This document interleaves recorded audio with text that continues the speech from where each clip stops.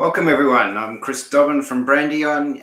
You're here to amplify your brand, and I'm joined by my local compatriot in helping others with their brand and amplifying, Simao, the branding buff. Welcome. Welcome, everybody joining today. Let us know if you're joining from YouTube, Facebook, or Instagram, wherever you see this. Place a comment. Let us know where you're from. For sure. Now, today we're covering the topic of identifying your brand's niche, and obviously we're upping the ante on that and saying mastering the art of it. So, looking forward to exploring what that means for your business. Now, we base this on our P8 system, as you can see on the screen there.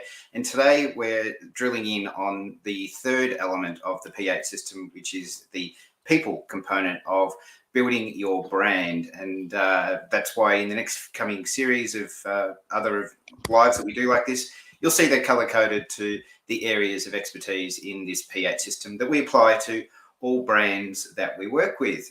Do you have anything to add to that, Samoa? Well, let's get right into it because this is a very important one, and it's easy to overlook this and not put in the important work that needs to be invested to understand who you're talking to and how to better cater for it, aka your niche. Let's get right into it. Actually, before we do, I'm actually going to go deeper with what you just said then. The importance of this is so important that without the niche, there is no brand.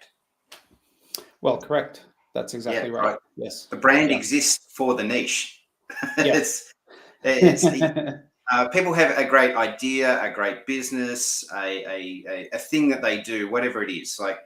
But the actual reason they're doing what they do is a little bit for them, but ultimately they're doing it because they're guided by someone else's pain point or need. And we'll get deeper into this, obviously, later in the process of developing your target audience. But I just want to highlight that up front, that's how important this process is, because without it, you don't have a brand.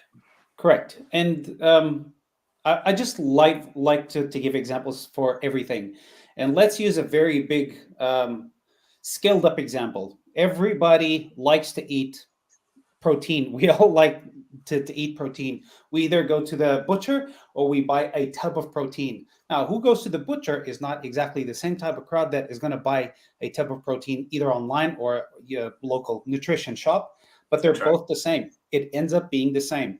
So nutrition speaks to the muscle-oriented crowd, and the butcher is for your local people. So that's an example of niching. They serve the same product, but packaged in a different way, targeted at different niches. Yep. And the importance of going through the process about what we're talking today, I use the house analogy a lot. So going straight to the roof and going to your target audience is where the problems begin, because if you do that and you don't build the foundations below that roof, you end up crumbling down, because you're just going to basically not build strong foundations for targeting the audience that you want to target. And that's what we're trying to highlight today. So I guess, as you said, let's get right into it and go to the first step of this process. And that is identifying the problem you're going to solve. So what's this involve? Well, it involves obviously identifying effective solutions that address the specific needs of your target audience. Conducting thorough research and validation of identifying your problem is really crucial in this process. And I guess, Sim, do you want to talk to that? Yes. All right. Identifying the problem is one step. Once you have that problem identified, you want to validate your assumptions and actually create some sort of analysis or research to validate that you're actually going to invest in the right areas. Like Chris mentioned just before, we're talking about one of the pillars. This pillar is going to support everything from walls, using the example of the house that Chris mentioned, to the roof. If you don't know this, you're going to create a flimsy, not very solid column to base everything on. If you don't know exactly who you're talking to and you think, oh, everybody needs what I have to offer, it's very easy to dilute this big foundational piece and not create a strong enough offer, not speak to a concise enough audience, and then end up with a lot of investment and not understanding why results are not showing up. I'll give you another very good example. Long time ago, some cafe owner loved cafe owners because they are passionate about their coffees, and they always start with everybody loves coffee, everybody needs coffee, everybody starts the day with a coffee, so I'm going to open a cafe. But failing to understand who their audience is resulted in a failed attempt, having to close the business and being in debt to the bank. This is where the house comes crumbling down.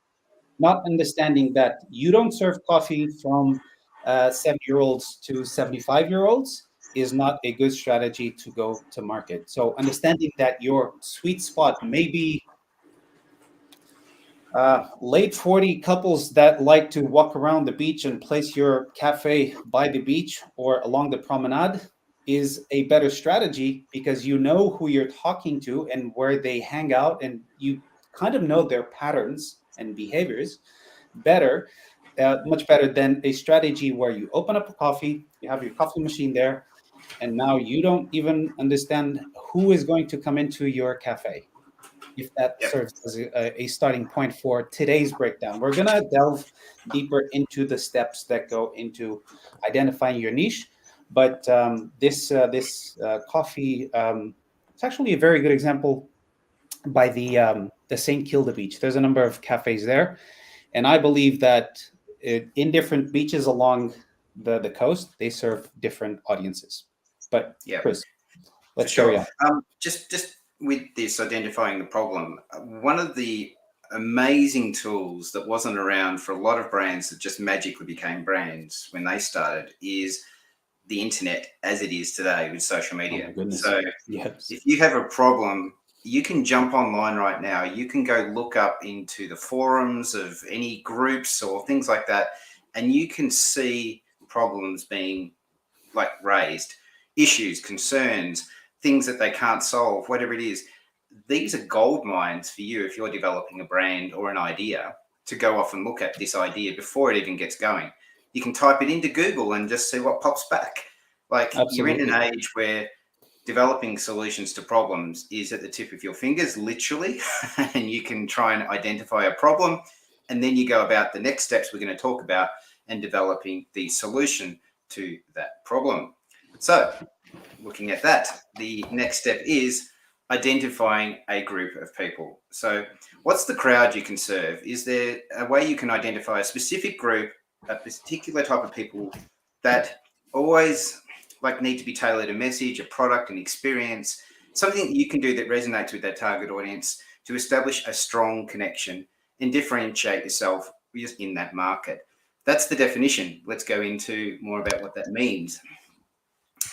Like Patagonia is a neither they've got a very healthy brand, and part of the reason why they have that healthy brand is because they went through the process of identifying exactly who they serve. It's basically outdoor enthusiasts who value environmental conservation and sustainable living, and that's how they position themselves. They are a leader in the marketplace with the outdoor apparel that they've created to cater Yep. to this crowd. They use recycled materials. They prioritize fair label practices and organize initiatives to minimize environmental impact. So this is what they did really well, and they understood very well who they were targeting.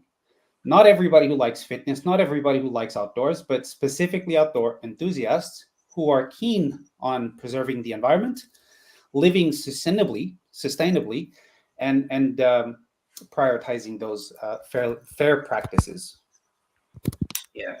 But also, I guess coming back to the definition of this, it's identifying people who are like experiencing something or experiencing that problem. And there's a bunch of ways when we're working with clients that we identify how to go about that solution and how to identify the way that you can go about providing solutions. Because a lot of people, even again, you might identify the problem, you might have a solution, but you need to test the solution. You need to actually try and implement the concept or the idea that you're going through.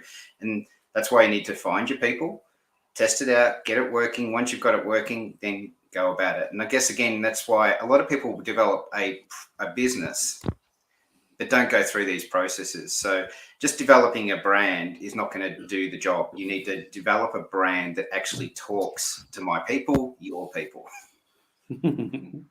Yes. So moving on. Why is to, this? Yes, sorry? the next step. Go. Yeah. So the importance of doing that is leading to this next step, which is obviously creating an audience persona. So each of these individuals that you talk to, you've got to look at ways you profile them and go deeper into what they're after, enabling you to craft a message more targeted, more personalized, and strategies that resonate with your customer preference, needs, and behaviors. So I think the key here is to talk about their preferences, their needs, and their behaviors. Do you want to go deeper into that? Yes. While I was working at a very large corporate in print and design, I at some point noticed certain posters being hung around the marketing department. So this was the materialization of what we're talking about right here.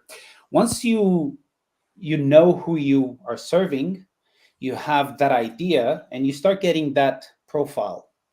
That profile, the group of people with a common set of attributes and needs that allow you to craft your tailored message to them, and you start getting a better idea of who they are.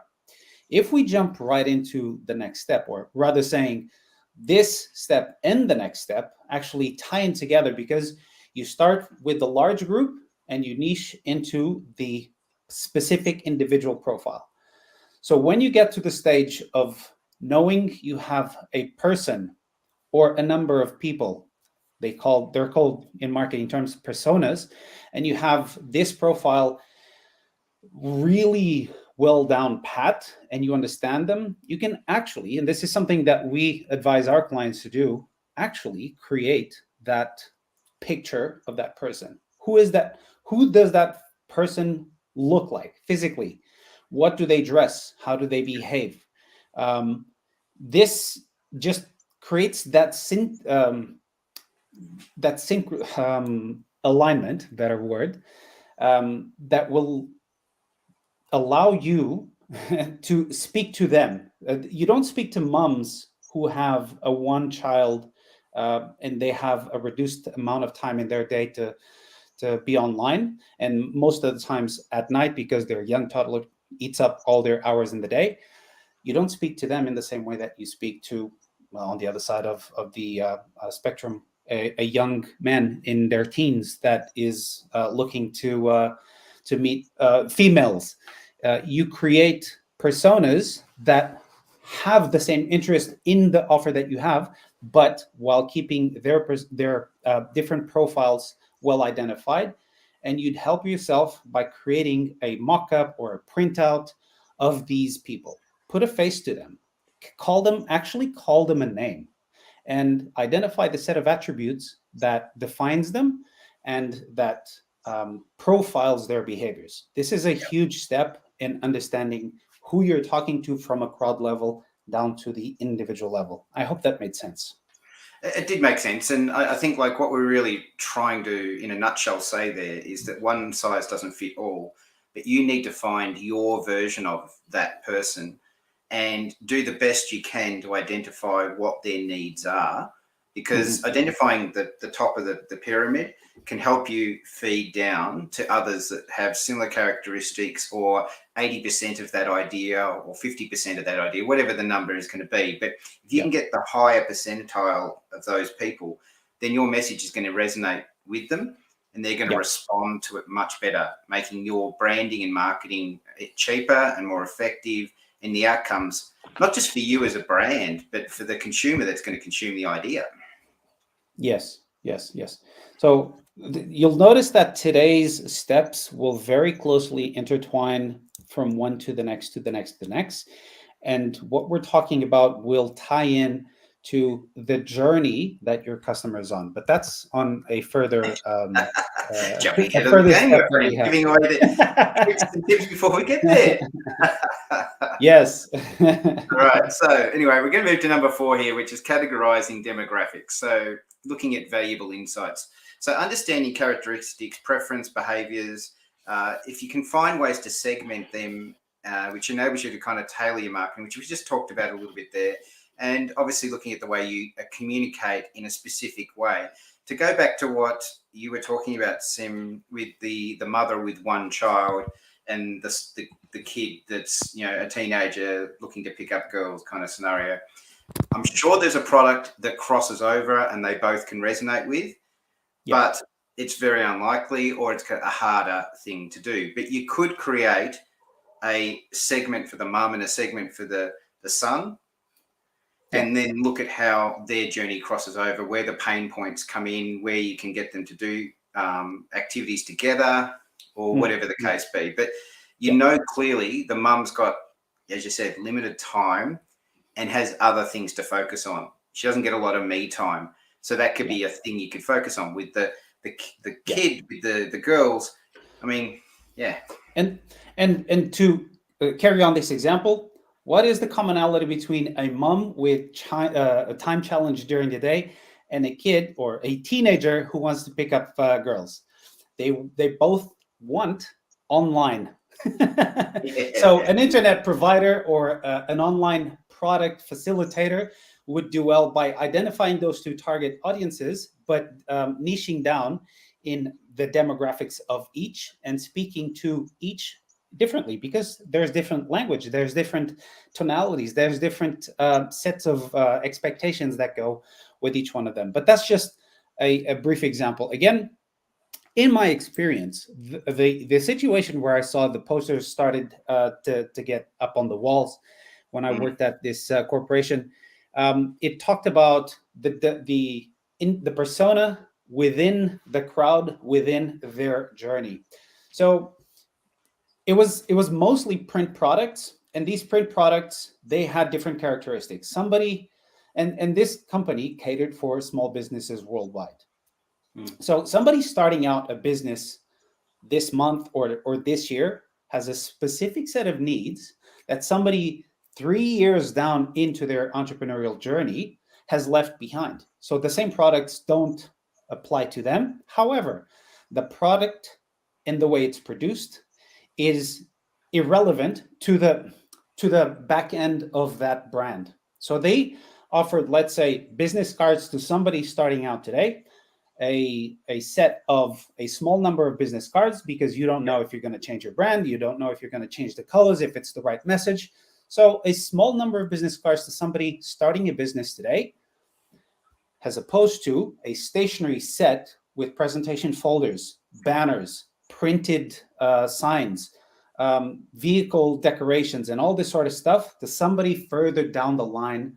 And this ties into the next step that we're going to talk about. Nice segue, my friend. So, which is refine the psychographics. So they're filters of the world, okay? So beyond demographics, you need to understand what motivates them, what values do they have, lifestyles, attitudes. So the target audience obviously creates a way for you to create a compelling and resonating message experience. It identifies deeply a connection with your customer on an emotional level. And achieving this is the key to everything we're talking about today. And if you can identify it and grab hold of it, I guarantee your brand is going to be successful. Yes. Well, bands are a really good example of this.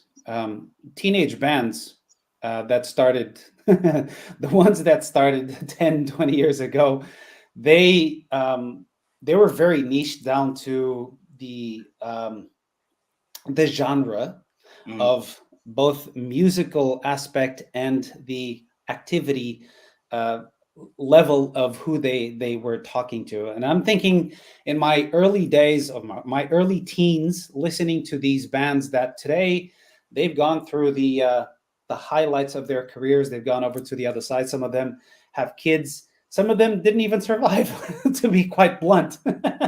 Guns N' Roses are a fantastic example of what could happen when you rise meteorically very quick and come down just as quick as you went up. Your Green Days, your Blink 182s, all those big bands back in the day spoke to a niche of 16 to 20 age bracket with a very specific psychographic profile. They skateboarded, they liked radical activities, they did all of this risky stuff. Yep. But Dire Straits does not speak that language. They're still playing music, they're still on stage, but they're not playing to that same crowd. So understanding who the crowd is and profiling them with the awareness of their psychographic allows you to create a product that is going to hit their needs very, very targetedly, in a way that hits the spot just right for them, but not for somebody else. And that's actually a good thing. Yeah, no, exactly. Yeah. So, but the key to this though is, depending on your music taste, your lifestyle and music go together. So they're connecting that dot in this scenario. So the same thing when you're developing your brand, understanding majority of the times, whatever you're doing, whatever business, product, service you're delivering, it's going to have an impact on somebody's day-to-day life. And so if you can make that easier, more convenient, an experience that's special, whatever the emotional attachment is to that, that's what's going to resonate with them, is going to help them buy into your brand and go from there. I actually want to touch on last episode you mentioned the movie Air. Yes. Right. I watched it after you mentioned it. I thought I have to now see it because you built it up so much. But it was a good example of what we're talking about today, because Nike back in the 80s didn't know who they were, or they knew who they were, but that brand was becoming very tired. Yeah. It was known as, not as the old man's brand, but it was known as very niche, which should be a good thing. You know, like joggers all around the world. And it was for a little while. Yep. Yeah. But Nike were at that point, and that's what starts the movie off, is that they were like owning about 17% of the market. Right? Yeah. They were the third or fourth ranked brand when it came to runners. Yes. This whole movie, once they found a way to deliver a product to not just the audience, but also the sports stars, and then those two came together to create magic. In this case, actually not Magic Johnson, it was Michael Jordan. They developed a system that's still in place today. And the movie does joke about that, how what have I done moment. But you look at Nike now, and it is constantly in the top market. Yes, and it owns, and I wish I actually had come to this with the percentage, but I know it's a massive percentage that they own. And specifically, very, very, very specifically, this is how far niche can go. To everybody listening to this, all of you, every single one of you has undoubtedly come across a pair of Air Jordans. Why does this matter? Because Air Jordan became a sub-genre of the genre within the brand. Nike being the brand, the genre being basketball, the sub-genre being Air Jordans. For those collectors looking at me right now, you know exactly what I'm talking about. You know there's people crazy enough to dress an entire room wall with their collections of Air Jordans. In fact, there's one of the biggest collectors of Air Jordan resides in Melbourne. He has about $1.5 million invested in Air Jordan sneakers. This is how far niching can go. So when the brand catered to that crowd and was able to speak to them so well, they not only opened the doors for all the athletes to think of themselves as personal brands and start creating better deals, creating more attraction from crowds. Today, that means developing better social media. But they created a beast that grew and grew and grew and affected the lives of everybody who got involved in that niche. So much so that back then, $3 million was the highest selling like runner, right? Like of a particular thing with a sports star attached to it. Yeah. Jordan turned that into a $4 billion consistently every year since it's been launched, right? It was I guess 100 million in the first year, but after that, we're talking billions. So that's, again, understanding the power of niching and getting your psychographics right. It really is important to that step. which kind of leads to this part, which is identifying the wants and worries. So once you've obviously defined the aspirations and desires and concerns of that target audience, this allows you to position your product or your service as a solution to address those specific needs and alleviate the customer's worries. So this means a stronger brand that's relevant and has higher customer engagement. So I guess with the runner, it's not a great example of worry and that kind of stuff, right? There are greater examples of that, and we'll get into that later in this project. But if you can understand that someone gets up in the morning and they fear something, and by the end of the day, if you can solve that fear, you are on a winner. Now, what that is always dependent. It can be as subtle as the shoes they're wearing, the shirt they're putting on, the breakfast they're eating, it's the car they drive. Like, there's so many examples that we can go into about what this means. But if ultimately there is something your target audience worries about, you need to identify that, and then we need to work out how we solve that problem and communicate it clearly. And that's where your brand does a full circle. Absolutely. Oh, there are so many examples popping up in my head. With experience, let's go back to the supplements and the fitness arena. This is something that I've grown throughout the years, and also developed and refined my taste. At the beginning of last year, I had one worry. It was coming off the COVID period, and I let myself go way further than I wanted, and I got into the worst shape of my life. So on as you would on January, I made the commitment to embark on my get back to fitness journey, and I started doing a whole lot of research. And one brand kept coming up with some products that I was very interested. I had only knowledge of a few product categories. Long story short, I went through the entire last year and did not only make my way back from my worst shape to getting in a decent shape right now, using the specific products that this company puts out. And turns out that they were brand of the year in the supplementation department of the fitness industry. And not only did they give me what I worried about the most and gave me a solution to my pain, they educated me enough that I became curious in a couple of other categories inside the supplementation that contributes to my furthering my performance and well-being. So what I'm trying to say is that not only did I succeed in my goals, but I was taken further by using some other well-being related supplements that they have. So for people who know what I'm talking about, usually your fat burners are going to be your product that you look for when you want to shed some weight and get back into shape. You might try some proteins. We've all known about pre-workouts. Myself, not so much. That's my journey from last year up to now.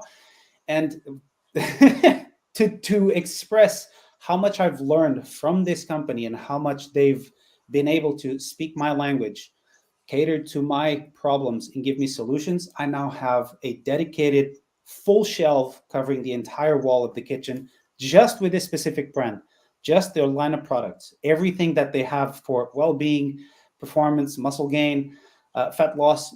It's just been an amazing journey. I hope this illustrates to some degree what we're talking about with wants and worries, because it was very much a pain, a worry for me. I got into the worst slump of my life, and I can see that I'm happily back to levels that I can be proud and sustainable for.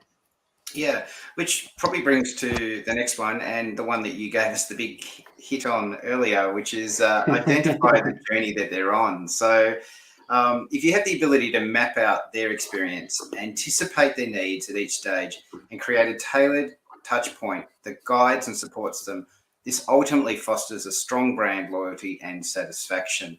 So with what you're going on in your journey, clearly that brand identified pain points and things that you were going to be going through and gave you, I guess, the I guess, the comfort or the They have the understanding. journey pre-planned. They have the journey pre-planned. They understand quite well that you don't just come back from losing a couple of dozen kilos. You then need to sustain it.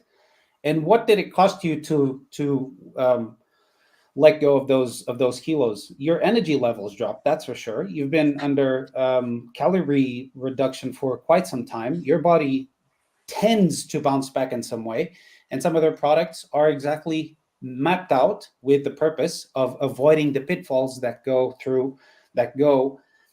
happen at the other end of a fat loss journey, a weight loss journey like that. So understanding that your customer will go through the pain point and you take into the solution, what happens after the solution has been achieved? Is it game over? Are you going to cut ties with your customer? Not really. Well, some businesses do.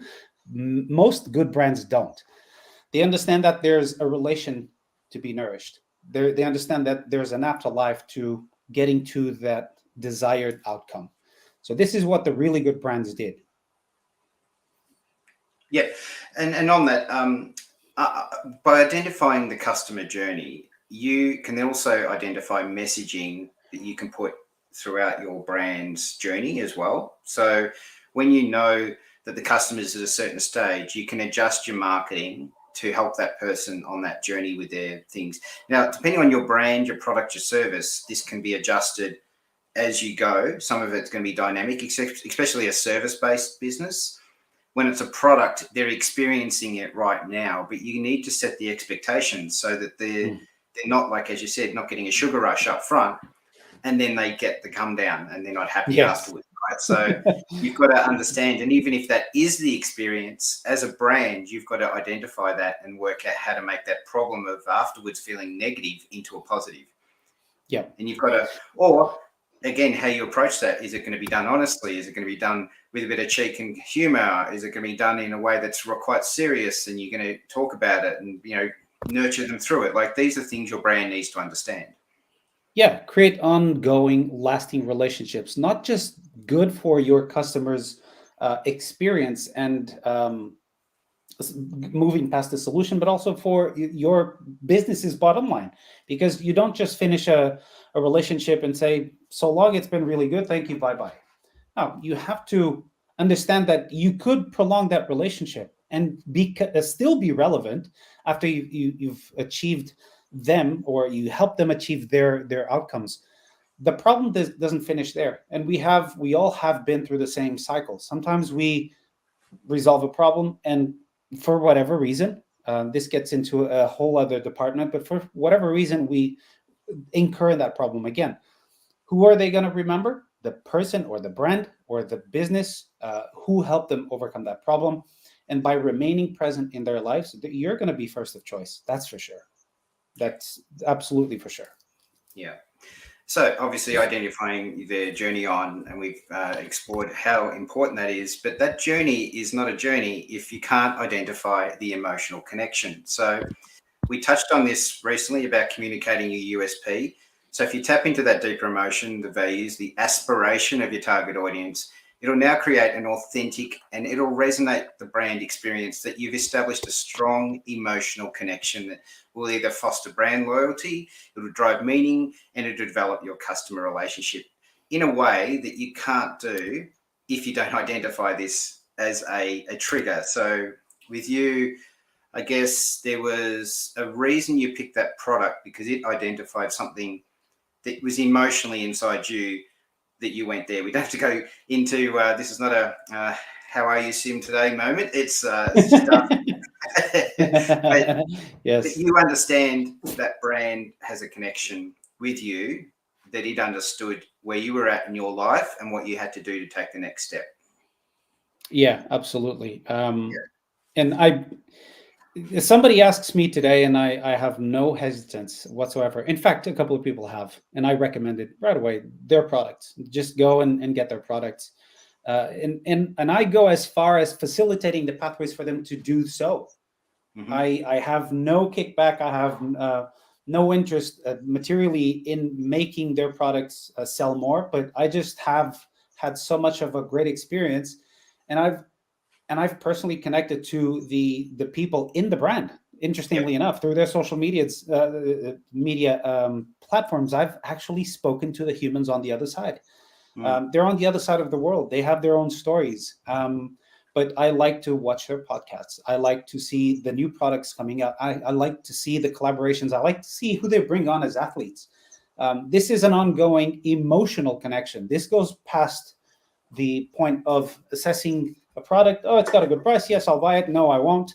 And that's it. No, I'm actually interested. I'm actually paying more for their products because they're that much better, or they created the perception in me that they're that much better, that I'm willing to further our relationship. And it's been 1.5 years now, and we've created an amazing back and forth in communication. And there you go. That's a really powerful one there, with the fact that you're willing to pay more for something. Yes, so, absolutely. Yeah. Now, I think that is the 8 steps of the framework that we've developed today for this process. So before we go to the summarizing of that, I thought we might just jump in and look at a couple of examples that have done it really well. And the first off the rank is Nike, seeing as we touched on them earlier. So they're known for targeting athletes and sports enthusiasts. They developed a strong brand image focusing on high performance athletic gear and promoting an active lifestyle. Now, that's one part of the journey. If they don't understand the next part, identifying the target audience like that is great. They've identified athletes and enthusiasts as a place they need to go.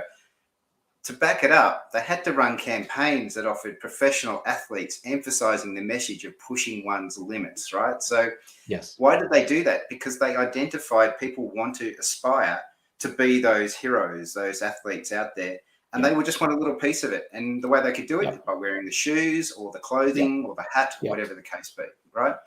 So that's what Nike has done really well and still do it to this day. Correct. Yeah. Everybody wants to be an Olympic athlete, if not physically, spiritually, and in mindset. That's something that they've built through the years, from the inception of their accidental, in between air commas, just do it tagline to today. And they've picked their alignments very carefully up until recently as well. I won't get into that. But they've picked the right associations to speak to their audience in such a way that we love to keep using their products, or most of us. Yeah, exactly. Yeah. And it's not for everyone. It's just that the people who do buy into that Nike world love it, and those that aren't in the Nike world respect it. Yes, correct. So, yes. Now, one that reaches home to most of us at some point in our life, we've had a Lego moment. In my world these days, it's the thing I stand on, and I don't enjoy it as much, but I still trigger. I love Lego because I go back to my early days in life. But the thing about this is that they're one of those brands that does what we talked about earlier, is they understand they've got two audiences. They've got the child that grew up with it and turned into an adult, and then they've got the adult that still wants to be a child, right? So how have they gone about it? Well, they've catered different age groups, interests such as Lego sets that are based on popular movies, architectural landmarks, or robotics, right? So these particular niches they've gone into have allowed them to develop products that go across a spectrum. And so that's how they identified to go about it. So when they develop their marketing, it promotes it as educational and imaginative. It has aspects of their toys that resonate with those audiences because it gets into the inner child of the adult and the inspirational, aspirational aspects of a child who wants to just, now when they develop, and this is actually done in a Lego movie, because the dad, even though he loses sight of it, but he turns as an adult those Lego items into like practical things. Right, where the son turns it into an adventure and a whole movie that they develop it around. And if you've ever seen the second movie, it's the daughter who's younger than the little brother, and she turns it into a whole nother thing. You've got like a particular thing that should be used in a certain way as a race car driver, but he turns into a pony, driving whatever it is, it's magical. But it's just an example of they totally understand their brand. I still have emotional ties with Lego, even though I haven't picked up a Lego, I would say, in years. But I always admire and I gawk at the displays currently in the dedicated Lego shops. It's come such a long way. I got my Legos when I was a kid in secondhand shops. We didn't have a whole lot of means, but mom knew that Legos were the thing that really got me playing. That and Spider-Man. So with Legos, I went through the entire journey. And the interesting part is, we could tie it into all the rationale that we've talked about today, but The framework, yeah, give you the summary. Sorry. The framework, the eight-step framework we've come up with today. Yes.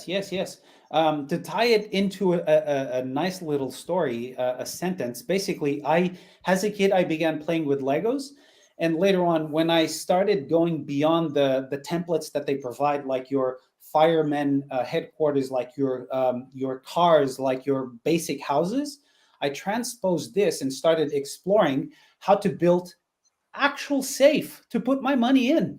I kept my money, my save up money, my coins and my bills inside a Lego made